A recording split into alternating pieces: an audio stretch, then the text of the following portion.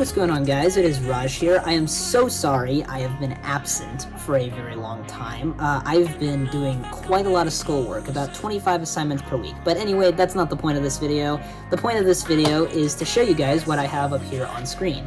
And it is the Gold Master Edition of iOS 14. This will be releasing to the public tomorrow. So I want to get this video as quickly as possible so that I can actually get something out on time for once. But we will also be catching up on Beta 7 and 8 as well, so this video is a mixture of all three. But as you can see here, iOS 14, the Gold Master Edition, is just about 4 gigabytes, give or take. Which is quite a decent update, honestly. I mean, it's pretty hefty, I would say. But it is going to introduce a whole lot of new things, which will be awesome. Now see, there is one problem though, and this is a warning by the way. If you have apps, basically, that developers have said that they have not updated for iOS 14, do not update to this yet. Because Apple has basically, I guess, sort of gone ahead and, scheduled iOS 14's release for tomorrow because they want to push it out as fast as they can, and as efficiently as they can. However, they did not give developers enough time in some cases to optimize their apps for iOS 14. So if you have specific apps that have said that they're not optimized for iOS 14 yet, do not update to iOS 14 yet.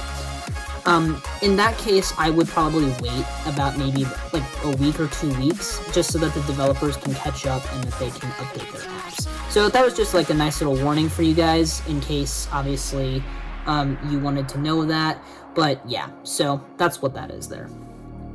Now, sorry about these notifications as well, but once this is done updating, I will come right back, so I'll be right back. Alright guys, as you can see here, I am now back on iOS 14, and this is the GM build.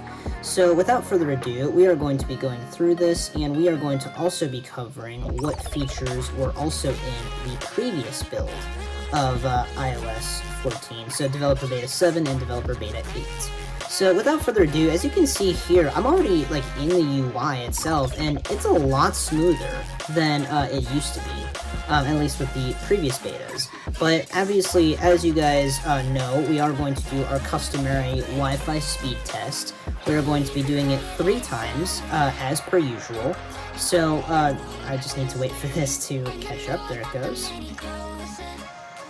And it looks like we are getting a ping of 13 milliseconds, which is not bad, honestly. That's not bad at all. And it looks like we are just about approaching 100, which is also not bad. So we are going to be testing this 3 times, by the way, so this is just the first initial results. So almost about 100 megabits per second down, which is not bad. Let's take a look at our upload. Looks like our upload is also doing fairly decent. It's getting to almost 20, which is not bad. Looks like it's approaching 19. Yeah, so almost 19, which is not terrible. So that is test 1. Now let's go on to test 2 for this. Alright, here we are. And as you can see here, it is actually doing significantly worse, which is interesting. That's really, really interesting. And then again, also, these tests are not really indicative of, actual daily usage, so these results will vary. So really, it's just also because most likely my phone is really hot on the back right now, because it's, doing quite a lot, so, yeah, it's basically going through its paces right now. And its battery is also significantly degraded, so that's another factor. But that was test 2, so significantly worse than test 1, but now let's see how test 3 performs. And it looks like it's not faring any better than test 2, but I could be wrong, because it is approaching 100 again. So let's see what happens. Yeah, looks like it fell somewhere right in the middle. So test 1 by far was the best result. So yeah, I mean, these could very well be flukes, but that's the results and they speak for themselves. So looks like now this is approaching about the same level as it was, so around, yeah, 18.8, a little bit better that time actually, than both 1 and 2. So that is our Wi-Fi test. Now we are going to, I just need to close out all these, sorry I have all these apps open, I don't know why, but we're also going to do our shortcuts test. So we just have to wait for all of my widgets to load in. I'm sorry, I have so many widgets. But as you can see here, now instead of this saying 13.5 or 13.0, I have a new useful info shortcut. And this one is a lot better optimized. So it also has a brand new interface, of course. So we are going to be testing this and seeing if it works. It looks like it does, but some things apparently got misaligned, so I will have to fix those, unfortunately, which will be easy fixes, so that's not a big deal. Now let's go to our cellular information tab. Everything looks nice and tidy, which is great. It's all centered and everything. Wi-Fi information looks great. And then our offline mode, which that doesn't do anything right now, that's coming soon. So, and then the exit shortcut button works. Great. So, the nice thing here is that that is all good, and now we are going to be going to the feedback tab. So, I need to sign in apparently. Let's do that real quick. Let's just use Face ID. Let's use my password here. And here we go. Looks like it's going to load me back into the feedback thing here. So let's go to recent. And as you can see here, here are some release notes. So app clips. Let's start out with that. So you can now use settings, developer settings to test an app clip card, which is pretty cool. App Store, so known issues. That's a developer thing. All of these are developer things, so I am not going to go over those because I'm not a developer. Let's see, you're not like an app developer necessarily. Fonts. Let's go into this actually. So known issues are beginning in iOS and iPadOS 14. Fonts installed using configuration profiles are only available to apps supporting the font APIs, yada yada yada. So we've went over that before. Health Kit, some new features are new data types are available to track mobility metrics, including walking speed, step length, doubles support percentage, and more, which is awesome. It's great that Apple is really dedicating themselves to health, which is just amazing, honestly. Let's see, key value observing, that is all developer information. We don't need to go over that. So let's see here, location, that's just something I'm going to stick around there for 1 second if you guys want to see that, but I'm not going to go over that. Let's see, logging, don't need to go over that. Maps, some known issues. So after updating to iOS and iPadOS 14 Beta 2, which was long ago or later, user data such as favorites, collections, and recents no longer syncs with devices running earlier versions of iOS and iPadOS. So of course that's probably fixed by now.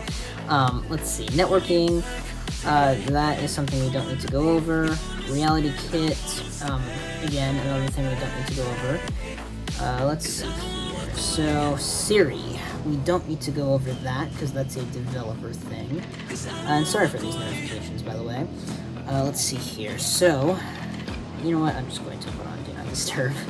There we go. That solves my issues. Basically Safari and WebKit, web page translation now is available in the US and Canada. Supported languages include English, Spanish, simplified Chinese, French, German, Russian, and Brazilian, Portuguese. Safari will automatically detect if translation is available based in your preferred language list, which is pretty cool. Let's see, so Swift UI, we don't need to go over that, but that's information for developers, same thing there. All of this is developer information. If you guys are developers watching this video, feel free to take a look at it if you pause the video.